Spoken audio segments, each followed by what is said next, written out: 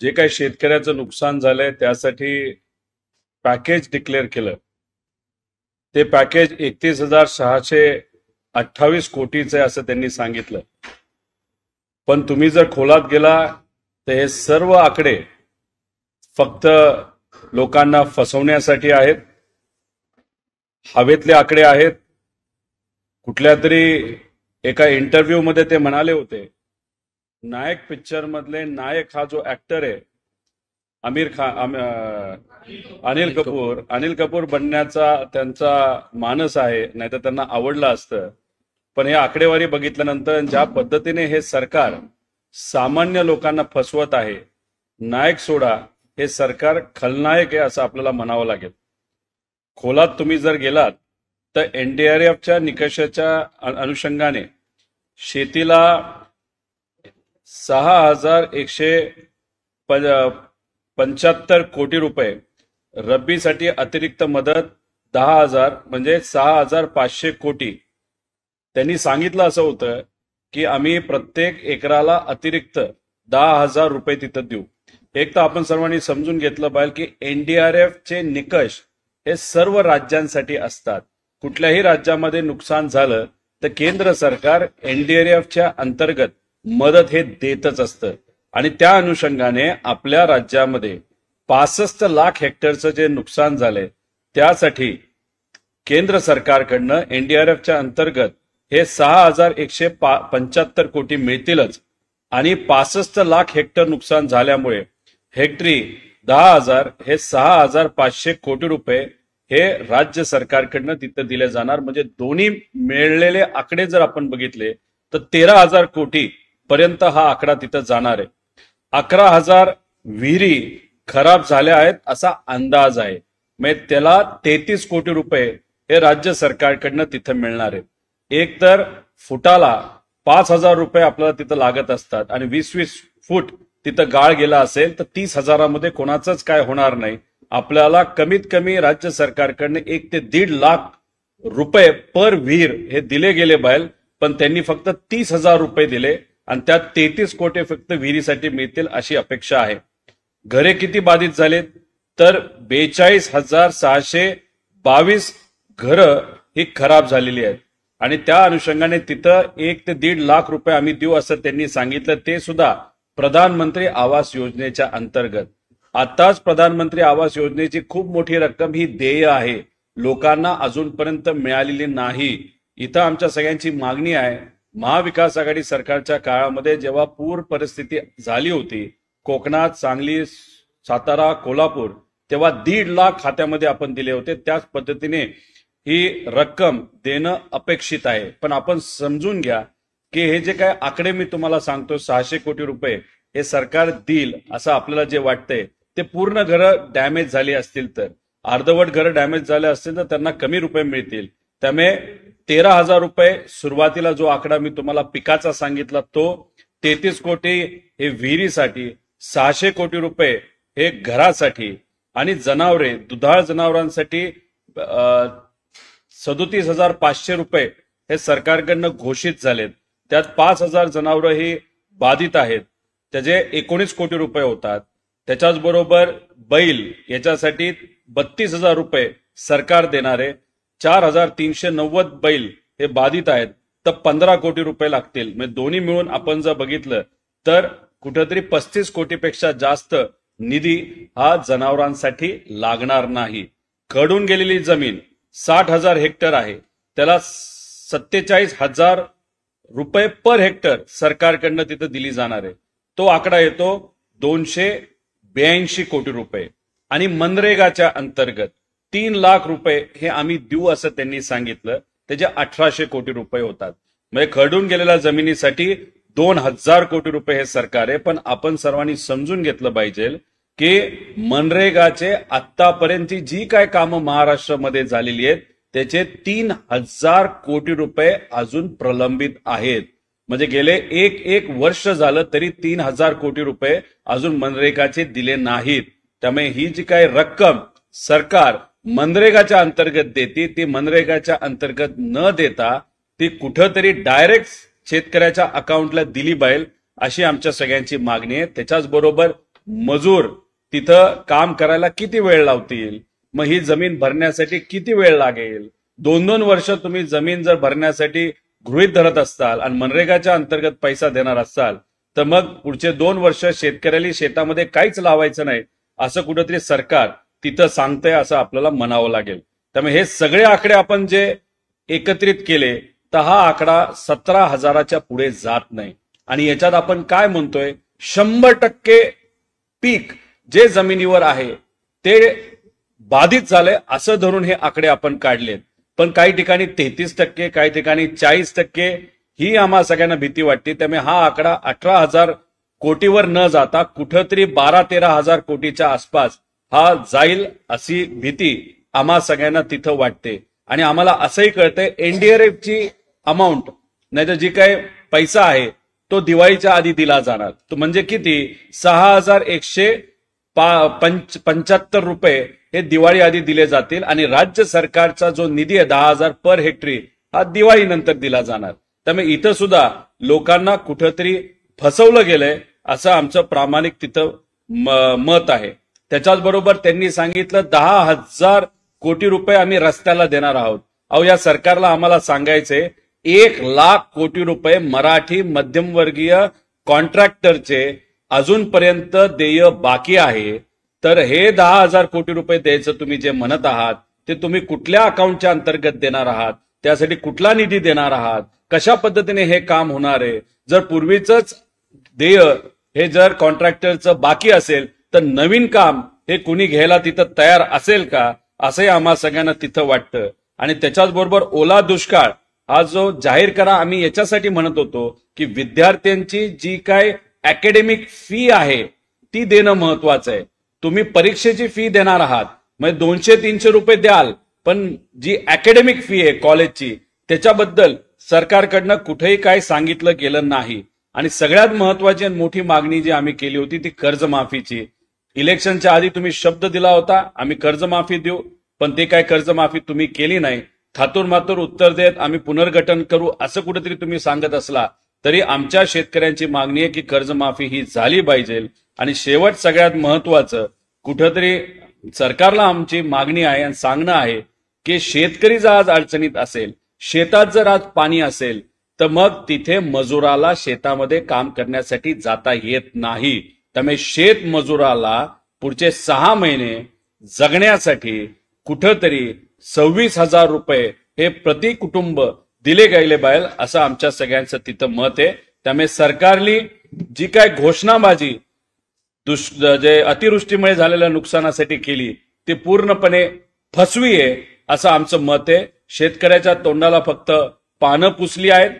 या शेतकऱ्याला कशात गुंतून ठेवले तर कागदपत्रामध्ये गुंतून ठेवले, त्याच्यामध्ये अधिकाऱ्याकडे जा त्याच्यात कुठेतरी गुंतून ठेवले, आकडे फुगवून दाखवले, त्याच्यामध्ये स्थानिक स्वराज्य संस्थेचे इलेक्शन काढण्याचा प्रयत्न हे सरकार करते. पण हा प्रयत्न करत असताना सुद्धा कुठेतरी खलनायकासारखं हे सरकार वागतंय असं आमचं आणि लोकांचं तिथं मत आहे. आणि म्हणूनच येणारं जे अधिवेशन आहे ते अधिवेशन फक्त 10 दिवसाचं हे सरकार घेणार आहे.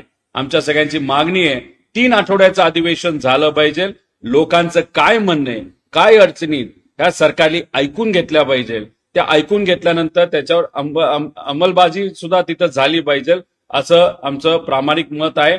जेव्हा विरोधी पक्ष नेता होते देवेंद्र फडणवीस साहेब तेव्हा घशाला कोरड परुस्तर ते सांगत होते. कोविडच्या काळामध्ये आरोग्याची अडचण असताना सुद्धा सांगत होते 3 आठवड्याचं हे अधिवेशन झालं पाहिजे. मग आज शेतकरी एवढ्या मोठ्या प्रमाणात अडचणीत असताना हे अधिवेशन 3 आठवड्याचं का नसावं असा प्रश्न या सरकारला आम्ही सर्वजण करतो. अधिवेशनामध्ये अशी देखील एक शक्यता आहे की मोठ्या प्रमाणात पुरवणी मागण्या समोर घेऊन यायच्या, त्याच्यानंतरच्या सगळ्या स्वराज्य संस्थांच्या निवडणुकीच्या लाटेमध्ये या सगळ्याचा प्रचार प्रसार करत महायुतीचा नेता पटवायचा अशा पद्धतीची देखील एक रणनीती. याच्यामध्ये रणनीती एक आहे, एक तर ह्यांनी जी काय काल घोषणा केली ती मोघम केलेली आहे, फसवी आहे आणि याच्यावर चर्चा नको.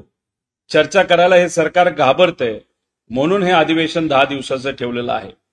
पुरवणी मागणी एक फार मोठी येणाऱ्या अधिवेशनात येऊ शकते ते म्हणजे शक्ती मार्गासाठी 24,000 कोटी रुपयाची अतिरिक्त मागणी ही सरकारकडनं तिथं आणली जाईल असं आम्हाला तिथं वाटतं. त्यामुळे मोठे प्रोजेक्ट त्याला फंडिंग याच्यासाठी पुरवणी मागणी मोठ्या प्रमाणात आणली जाईल. आणि थातूर मातूर भाषणामध्ये म्हणजे ते फायनान्स मिनिस्टर नाही तर सीएमच्या भाषणामध्ये कुठेतरी थातूर मातूर घोषणा केली जाईल जेणेकरून व्यापक आम्ही ही निधी तिथं देऊ आणि त्याच्यात कसं तरी स्थानिक स्वराज्य संस्था लोकांना फसवून काढायची असा नक्कीच प्रयत्न या सरकारचा तिथं असू शकतो.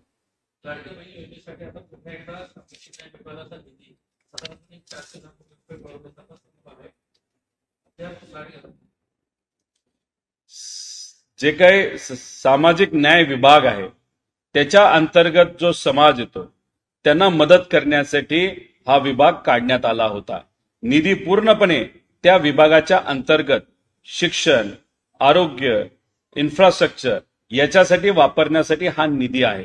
पण यांनी पळवाट अशी काढलेली आहे की या समाजाच्या ज्या महिला आहेत त्या महिलांना निधी महिला व बाल विकास विभागाच्या अंतर्गत देण्यापेक्षा इथं निधी कंपल्सरी आपल्याला द्यावा लागतो आणि मग तोच निधी आरोग्य आणि तिथं जे पोषक आहार याला देण्याऐवजी तिथं या समाजाच्या ज्या महिला आहेत तिथं तो वळवला जातो. मग कुठं ना कुठेतरी पळवाट काढली गेली आहे.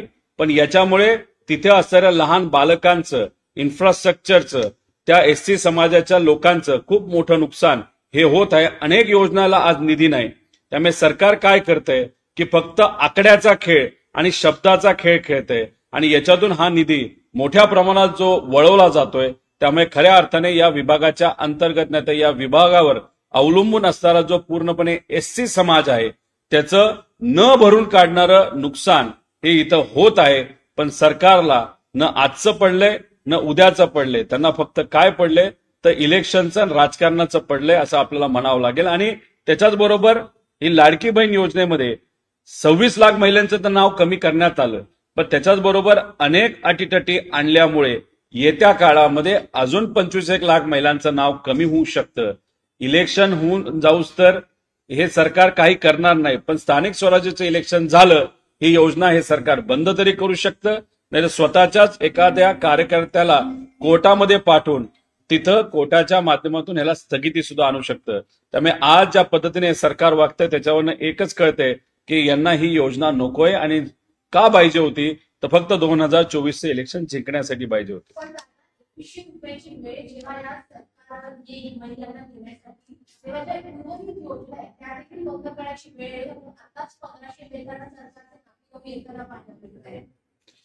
तुम्ही शब्द जेव्हा इलेक्शनच्या आधी दिला होता तेव्हा तुमचं सरकार होतं. बजेट तुम्हाला माहित होतं. बजेटचा अभ्यास तुमच्याकडे होता. कुठल्या विभागाला किती निधी लागणार आहे याचा अभ्यास तुमच्याकडे होता. आणि हा सगळा अभ्यास करून इलेक्शनच्या तोंडावर तुम्ही घोषणा केल्या होत्या. ही योजना तुम्ही आणली, ऍडव्हान्समध्ये पैसे दिले. मग तुम्ही इलेक्शनच्या काळामध्ये शब्द महिलांना दिला होता की आता 1500 रुपये आम्ही देतोय लाडक्या बहिणींना, आम्ही आता 2100 रुपये करू इलेक्शन झाल्या. मग शब्द हा सत्तेतल्या लोकांनी दिला होता. अभ्यास तर केला असेल तर तुम्हाला तो शब्द पूर्ण करावाच लागेल. म्हणून लाडक्या बहिणींना 2100 रुपये तुम्हाला द्यावे लागतील. कर्जमाफी करावी लागेल. रोजगार तुम्हाला द्यावा लागेल.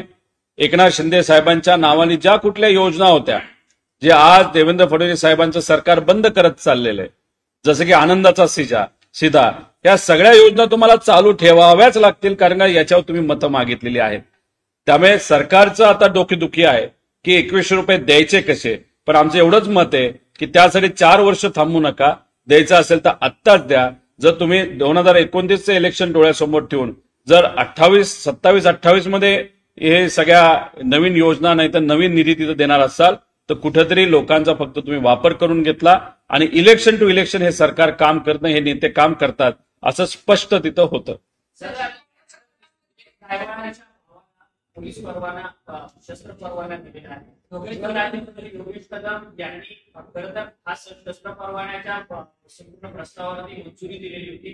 पुणे पोलिसांनी शस्त्र परवाना देऊ नका अशा पद्धतीचा अहवाल असताना देखील त्यांना शस्त्र परवाना मिळाला. एक तुम्ही सर्वांनी समजून घेतलं पाहिजे, निलेश गायवाळ हा जो मोठा गुंड आहे ते महाराष्ट्राचे आजचे जे सभापती राम शिंदे सर यांच्या फार जवळचे आहेत. त्यांनी राम शिंदे सरांना सांगितलं असावं अशी एक चर्चा आहे. आणि राम शिंदे सरांनी हे योगेश कदम यांना डायरेक्ट तरी फोन केला असावा, चर्चा केली असावी, नाहीतर होम मिनिस्टर कार्यालयामधून एक दबाव हा राज्यमंत्र्यांवर आला असावा. आणि त्या अनुषंगाने सचिन गायवाळ जो मोक्यात सुद्धा अडकला होता पूर्वी असं आम्हाला समजतंय, त्याला तिथं बंदुकीचा परवाना दिला गेला. आज छोटे मोठे व्यापारी जेव्हा एसपी ऑफिसला जातात, सीपी ऑफिसला जातात, त्यांना तिथं पिस्तूलचा नाही तर बंदुकीचा परवाना दिला जात नाही, त्यांना जरूरत असताना सुद्धा. पण मग एका गुंडाच्या भावाला सहजपणे तिथं जर बंदुकीचा परवाना देत असेल तर फार वरिष्ठ लेवलचे लोक ह्याच्यामध्ये इन्व्हॉल्व असतील, ज्याच्यामध्ये होम मिनिस्ट्री सुद्धा आहे आणि होम मिनिस्टर स्वतः असू शकतात आणि सभापती राम शिंदे सर सुद्धा तिथं असू शकतात. म्हणजे ज्या गोष्टी सहजपणे गरीबाला सामान्य लोकांना मिळत नाही, जसं की पासपोर्ट, खोट्या नावावर पासपोर्ट दिला जातो निलेश गायकवाडला, निलेश गायकवाड भारत सोडून बाहेर जातो आणि इथं विद्यार्थी आणि सामान्य लोक अनेक वेळा चक्रा मारून सुद्धा त्यांना पासपोर्ट मिळत नाही.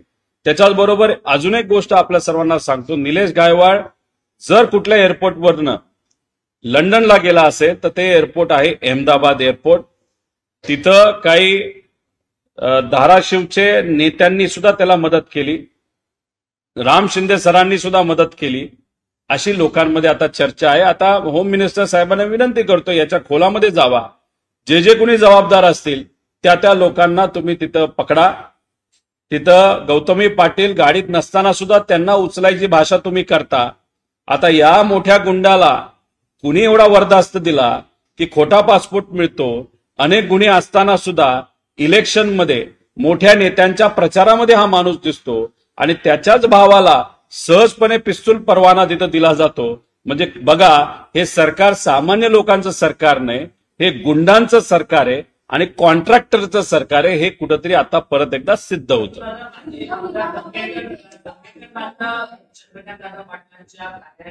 कार्यालयामध्ये बसणाऱ्या एका व्यक्तीवरती संशय घेतात.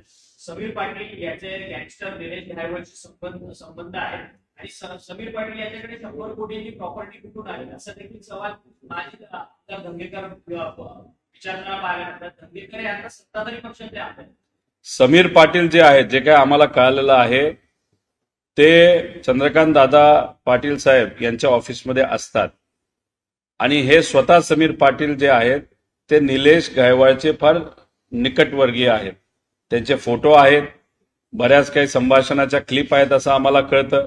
आणि अनेक वेळा जेव्हा निलेश गायकवाड अडचणीत आला तेव्हा समीर पाटलांनी त्यांना मदत केली अशी सुद्धा चर्चा लोकांमध्ये आहे. त्यामुळे ह्या सगळ्या गोष्टींकडे बघत असताना की हे सत्तेतले लोक या गुंडांना काय एवढं पाठबळ देतात, हा खरं तर मोठा प्रश्न आपल्या सर्वांना पडतो. आणि हा विषय फक्त इथंच नाही, पुणे शहरांमध्ये सुद्धा असे काही गुंड आहेत, धाराशिवमध्ये काही गुंड आहेत, मराठवाड्यामधलं तर प्रकरण आपल्याला तिथं कराड यांचं माहितीच आहे की तिथं त्यांनी काय उत्मात केला, त्यांना सुद्धा पाठबळ हे सत्तेतलेच नेते तिथं देत होते. त्यामुळे कुठं ना कुठं तरी इथं आपण जर बघितलं तर जे गुंड प्रवृत्तीचे लोक आहेत त्यांना राजकारणामध्ये प्रवेश देणं असेल. अजून एक गोष्ट, निलेश गायकवाडच्या विषयाच्या बाबतीत हिंगोलीचा एक नेता आहे, त्या हिंगोलीच्या नेत्यांनी सुद्धा या निलेश गायकवाडला वेगळ्या वेगळ्या पद्धतीने मदत करण्यासाठी काही प्रमुख सत्तेतल्या नेत्यांची मदत घेतली असं सुद्धा बोललं जातं. त्यामुळे हिंगोलीचा नेता हा कोण याचाही अभ्यास केला गेला पाहिजे आणि या सगळ्या गोष्टींकडे लक्ष देऊन एक स्पेशल केस लोकांना दाखवली गेली पाहिजे. हे सरकार गुंडांच्या मागे राहत नाही. बघूया येत्या काळामध्ये काय होतं.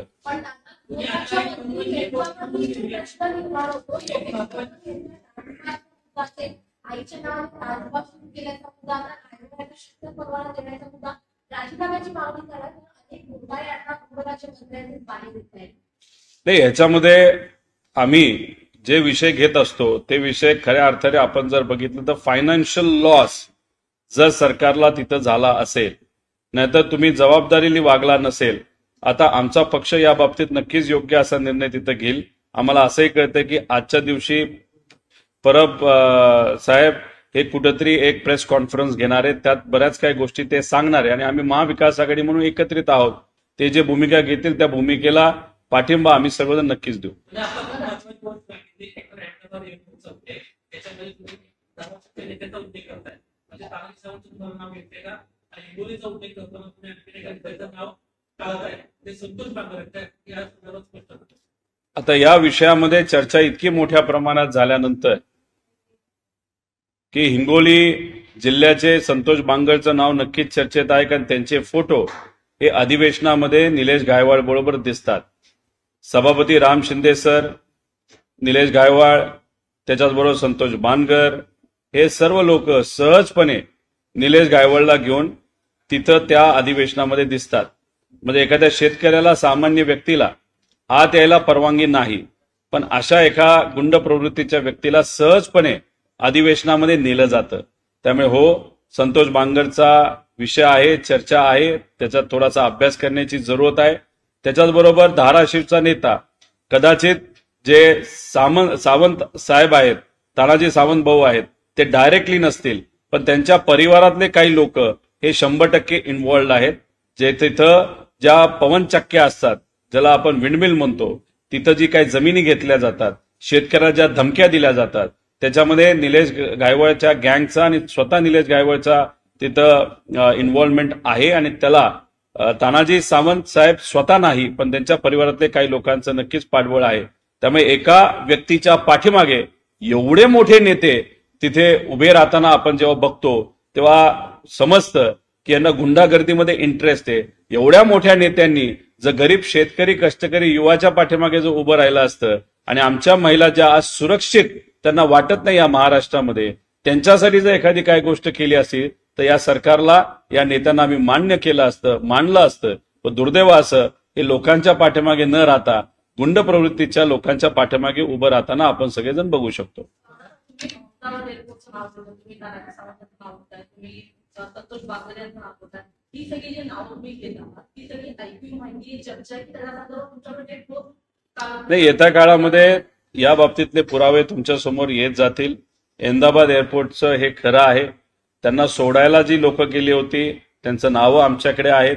त्याच्याचबरोबर हिंगोलीमध्ये भाजपचे एक कुठले तरी पदाधिकारी आहेत, त्यांचं कदाचित बांगरांचं पटत नसावं आणि त्या विषयामध्ये निलेश गायवळची एंट्री तिथं होती. ती एंट्री का होती हे आपल्याला आता अभ्यास करावा लागणार आहे. असे बरेच विषय आहेत, पण टप्प्याटप्प्याने हे सगळे मुद्दे आपल्या समोर येतीलच.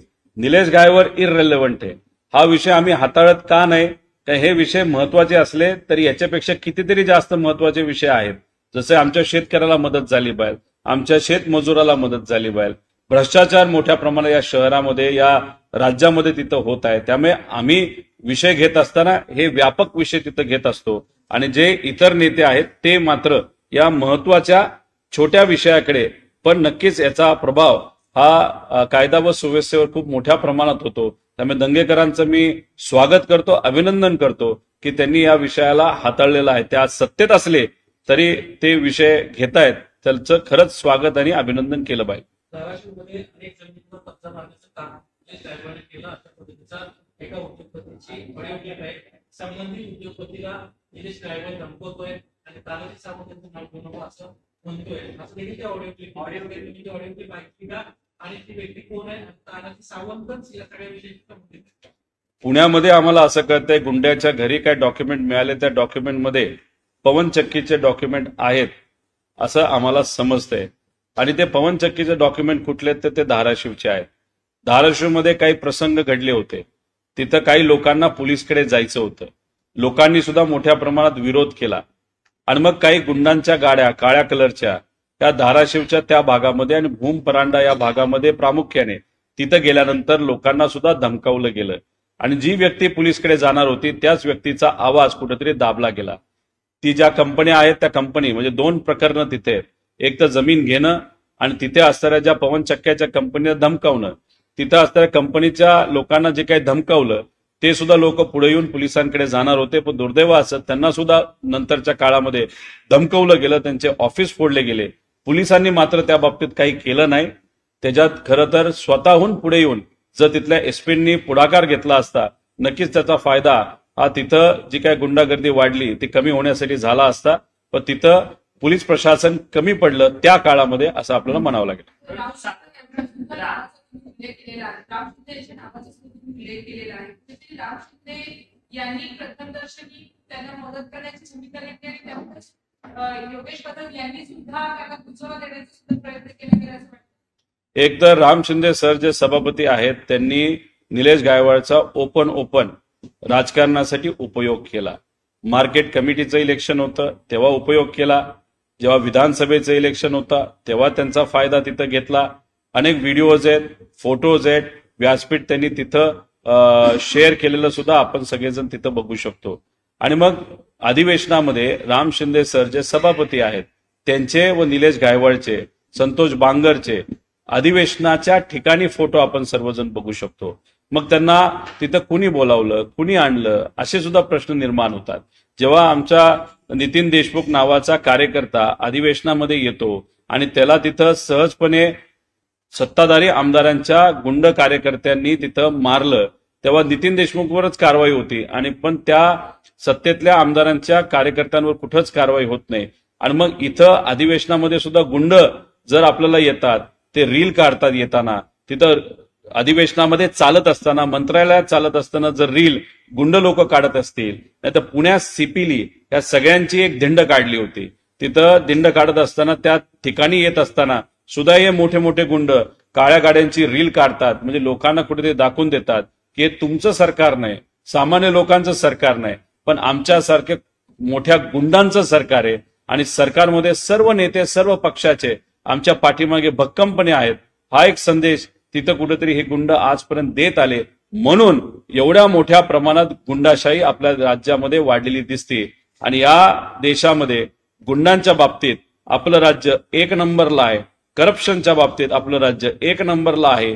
आणि राज्यात सुद्धा जर जिल्ह्यात आपण गेलो, शहरात गेलो, तर पुणे शहर हे गुंडांच्या बाबतीत सुद्धा एक नंबरला आहे आणि करप्शनच्या बाबतीत सुद्धा एक नंबरला आहे. आणि करप्शनचा विषय आपण जर घेतला तर ते करप्शन करण्यासाठी सुद्धा गुंडांचा खूप मोठ्या प्रमाणात वापर हा जमिनी हडपण्यासाठी नाही तर कोणाला धमकवण्यासाठी हा रितसर तिथं केला जातो. परंतु रोहित दादा, तुम्ही म्हणताय की निलेश गायकवाडला पूर्ण संरक्षण देतात, परंतु योगेश कदमांकडनं स्वतःची भूमिका ट्विटरवरती मांडण्यात आली की ज्यावेळेस सचिन गायकवाडचा शस्त्र परवान्याच्या संदर्भात सुनावणी माझ्याकडे आली त्यावेळेस त्याच्यावरती प्रलंबित एकही खटले नव्हते. अशा पद्धतीची सविस्तर माहिती आहे की ट्विटद्वारे योगेश कदमांनी दिली आहे, परंतु त्यांचे बंधू मात्र सक्रिय या सगळ्या गुंडागर्दीमध्ये सक्रिय होते.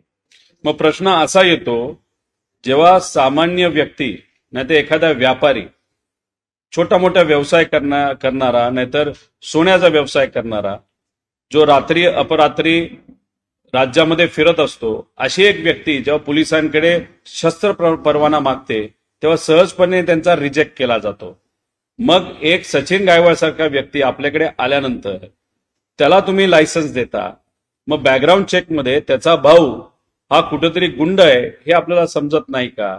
त्याच्याच बरोबर आपण जर बघितलं तर अनेक प्रॉपर्टीमध्ये निलेश गायकवाडचं नाव नाही, तिथं सचिन गायकवाडचं नाव तिथे दिसतं. पुण्यामध्ये जे घर निलेश गायकवाडचं आहे असं आपण समजतो ते निलेश गायकवाडचं आहे, पण त्या प्रॉपर्टीमध्ये सचिन गायकवाडचं सुद्धा नाव येतं. म्हणजे कुठं ना कुठंतरी हे दोन भाऊ एकत्रित तिथं काम करताना आपण सर्वजण आतापर्यंत बघत आलेलो आहे. पुणे पोलिसांचा काय रिपोर्ट आहे हा कुठंतरी पुढे आला पाहिजे. अहिल्यानगर पोलिसांचा काय रिपोर्ट आहे हा आपल्याला कुठेतरी पुढे आणावा लागेल आणि हा सगळ्याचा अभ्यास तिथं करावा लागेल. कदाचित योगेश कदम हे युवा मंत्री आहेत, पण युवा मंत्र्यांवर जेव्हा सभापतीचं प्रेशर येतं नाहीतर मुख्यमंत्र्यांचं प्रेशर येतं तेव्हा दुसरा कुठला पर्याय त्यांच्याकडे राहत नाही फक्त सही करण्याचा. त्यामुळे त्यांनी प्रेशर खाली सही केली असं माझं तरी प्रामाणिक मत आहे.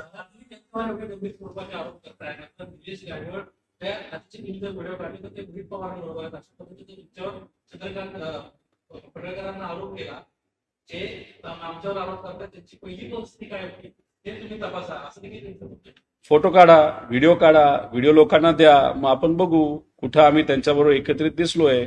आणि कसं असतं की मी राजकारणामध्ये तिथे आहे आणि राजकारणामध्ये असताना कुणीतरी एखाद्या मागच्या कोपऱ्यामध्ये उभं असेल नाही तर माझ्या परिवाराच्या एखाद्या व्यक्तीच्या आसपास असेल आणि ती परिवारातली व्यक्ती फक्त सामाजिक क्षेत्रामध्ये काम करणारी असेल, कोण गुंड कोण राजकीय नेता हा जर त्या परिवारातल्या व्यक्तीला कळत नसेल आणि त्याच्याबद्दलचे फोटो तुम्ही दाखवणार असाल तर तुम्ही दाखवा. फोटो दाखवल्यानंतर मी त्याच्यावर स्पष्टीकरण देईल. पण फोटो न दाखवता नुसतं हवेत गोळ्या तुम्ही झाडत असाल तर झाडत बसा. किती झाडायच्या तेवढा तुम्ही हवेत गोळ्या. निलेश गायकवाडांच्या जवळपास 40 प्रॉपर्ट्या आहेत असं समजते आणि प्रत्येक प्रॉपर्टीज वरती आता पोलिसांची रेड पडते. एक गुंड असलेल्या व्यक्तीकडे मोठ्या प्रमाणात संपत्ती येते. आज सवाल राजकीय वर्धास्त असल्याशिवाय अशा गोष्टी होत नसतात. आमच्या मतदारसंघामध्ये सुद्धा खर्डा हे गाव आहे. त्या गावामध्ये काही व्यापाऱ्यांना धारेवर धरून तिथं 5-6 कोटीची प्रॉपर्टी ही त्यांच्या परिवारातल्या काही लोकांनी घेतली असं आहे. फक्त त्याच्यातली जी काही लोक आहेत स्थानिक मुद्दा असल्यामुळे आणि घराचा आणि आपल्या परिवाराचा विचार करत असल्यामुळे त्यातून कुणीही पुढे यायला तयार नाही. अशा 5-5 कोटीच्या प्रॉपर्ट्या तुम्ही हळूहळू जर एकत्रित करत गेला तर तो आकडा हा जसा वाल्मिक कराडचा 2000 कोटीच्या आसपास जातो तसा निलेश गायकवाडचा हा 1000 कोटीच्या आसपास जायला काहीच हरकत नाही. एवढे नेते तुमच्या आसपास असतील तर मग तुम्हाला पैसे कमवायला सुद्धा आणि तुमच्या धाक दाखवून तुमची कामं करण्यासाठी सुद्धा कुठं ना कुठेतरी मदत होणारच आहे. मोठी कारवाई केली आहे. प्रतिपक्षांवर दुसऱ्यांना संशय आणि रात्रीपासून कारवाई सुरू आहे. सर्च ऑपरेशन देखील आता जोरात कोंढवा परिसरात आय लव्ह मोहम्मदचे बॅनर सुद्धा लागलेले होते. तर हा सगळा I love Mohammed I love महादेवचा वाद सुरू असताना कोंढवा परिसरात सगळं सर्च ऑपरेशन नाही. सर्च ऑपरेशन जेन्युइन असू शकतं. असेल तर ते योग्य पद्धतीने केलं गेलं पाहिजे. पण फक्त आता स्थानिक स्वराज्य संस्थेचं इलेक्शन येतंय म्हणून कुठेतरी आपण सर्च केल्यासारखं दाखवायचं आणि त्यातून काहीच बाहेर निघणार नसेल. नाहीतर साध्या लोकांना त्याचं काही घेणं देणं नाही अँटी टेररिझमशी. अशा लोकांना तुम्ही ताब्यात घेऊन फक्त इलेक्शन काढणार असतील तर योग्य नाही. जर सर्च राईट इन्फॉर्मेशन आपल्याकडे आल्यामुळे तुम्ही करत असाल तर आम्ही त्या बाबतीत काय बोलणार नाही. आम्ही टेररिझमच्या विरोधात आहोत. पण आता दुसऱ्या बाजूला आपण जर बघितलं तर I love Mohammed, I love Mahadev हे जे मुद्दे आता पुढे आणले जातात त्याचं प्रमुख कारण असं आहे की आज ग्रामीण भागामध्ये या सरकारच्या विरोधात एक लाट आहे. जी काय मदत सरकारने केली ती तुटपुंजी आहे. कुठेतरी लोकांना फसवलंय असं लोकांचं मत झालेलं आहे. आणि मग लोकांकडे जाऊन आपली चांगली मराठी मीडिया योग्य अशी माहिती महाराष्ट्रातल्या इतर लोकांपर्यंत, देशातल्या इतर लोकांपर्यंत घेऊन जात असल्यामुळे मीडियाचं सुद्धा लोकांचं सुद्धा लक्ष दुसरीकडे गेलं पाहिजे म्हणून I love Mohammed, I love Mahadev असे मुद्दे तिथं काढले जातात.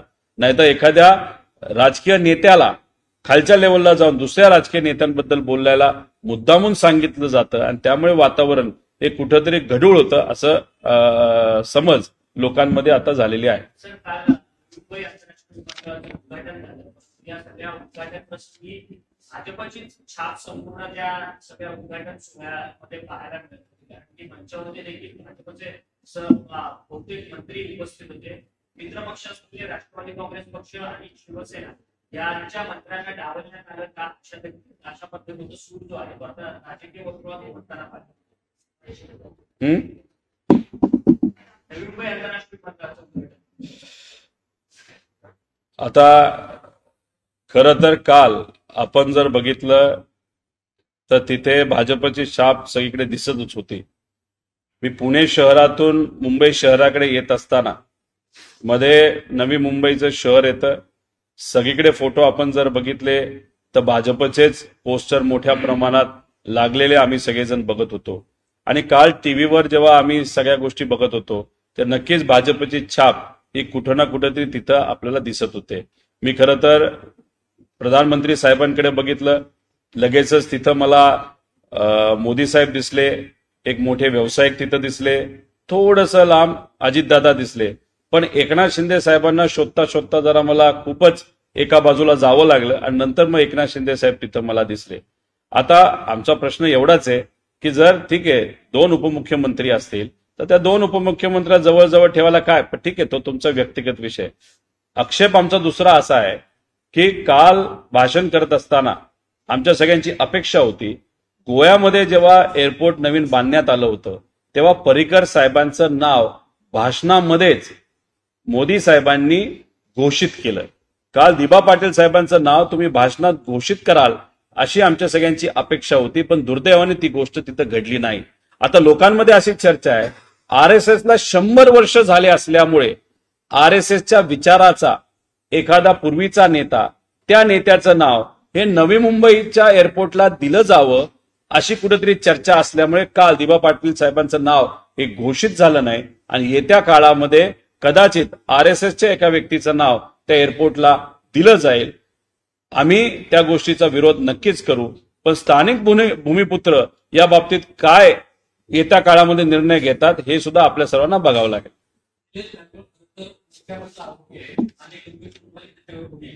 अशा व्यक्तीला पासपोर्ट मिळाला कसा याचा एक मोठा प्रश्न आहे. तर महाराष्ट्राशी संबंधितच केंद्रातले यांचा तुला आशीर्वाद मिळणार आहे का? या सगळ्या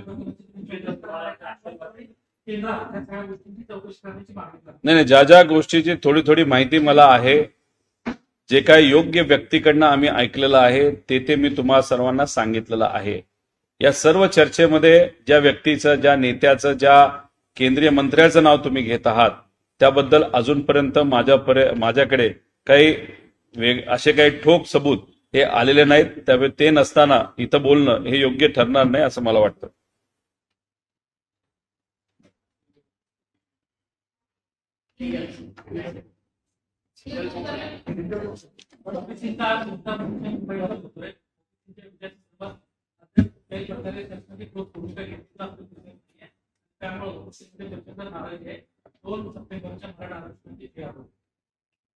नाही, कोणालाही आंदोलन करायचं असेल तो त्यांचा अधिकार आहे. ओबीसी बांधव मोठ्या संख्येने इथं मुंबईमध्ये आलेले आहेत. शेवटी ते मराठी माणसं आहेत, महाराष्ट्रातली लोक आहेत. जेव्हा मराठा समाजाचं आरक्षण मुंबईमध्ये होत होतं तेव्हा कुठेही सरकारकडनं, महानगरपालिकेकडनं लोकांची सोय केली गेली नव्हती. मी महाराष्ट्र सरकारला, त्याच्याचबरोबर महानगरपालिकेला विनंती करतो, मोठ्या संख्येने इथं जर मराठी माणसं आपल्या हक्कासाठी लढायला येत असतील तर तुम्ही तिथं कुठेही कमतरता करू नये. त्याच्याचबरोबर आपापल्या हक्कासाठी जो कोणी लढतो, आंदोलन करतात, तो त्यांचा हक्क आहे. सरकार या बाबतीत काय भूमिका घेते आपल्याला बघावं लागेल. पण एक गोष्ट तुम्हाला सांगतो, सरळ सरळ भूमिका नाहीतर सरळ सरळ पाठिंबा हे सरकार कधीही कुठल्या समाजाला देणार नाही. या सरकारला काय पाहिजे तर दोन समाजामध्ये वाद तसाच राहिला पाहिजे, स्थानिक स्वराज्य संस्थेला त्याचा फायदा झाला पाहिजे. त्यामुळे आता हे ओबीसी बांधव जे इथे आलेले आहेत ते काय मुद्दे मांडतात, सरकार कशा पद्धतीने ते मुद्दे ऐकतं हे आपल्याला बघावं लागेल. पुढच्या काही दिवसामध्येच आपल्याला स्पष्टपणे सरकारची भूमिका तिथे दिसेल.